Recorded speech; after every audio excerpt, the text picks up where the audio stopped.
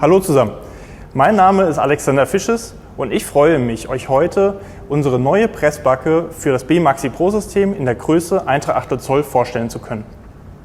Was macht diese Pressbacke so besonders? Zuallererst, Rothenberger ist der erste Hersteller, der für die Größe 1/3 Zoll eine Pressbacke für das B-Maxi Pro System anbietet. Außerdem empfiehlt der Hersteller der Fittings, Konex-Benninger, die Verwendung von Rothenberger Pressbacken zusammen mit den B-Maxi Pro Fittings. Zweitens kommt bei unserer Pressbacke wieder mal die bekannte Dura-Lasertec-Technologie zum Einsatz. Dura-Lasertec bedeutet, dass sowohl das Backenmaul als auch die Einlaufgeometrie partiell lasergehärtet werden, was zu einer höheren Lebensdauer der Pressbacke führt. Der dritte Punkt, warum die Pressbacke so speziell ist, dass wir die Pressbacke für unsere 32 kN Standardschnittstelle ausgelegt haben.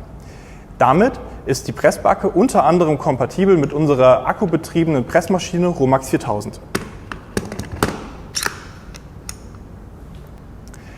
Nach der Rohrvorbereitung durch Ablängen, Entgraten, Säubern und die Einstecktiefe markieren, können wir nun unser B-Maxi Pro Fitting in unsere B-Maxi Pro Pressbacke einlegen, um so in Sekundenschnelle eine dichte Verpressung für kältemittelführende Kupferrohre zu erstellen.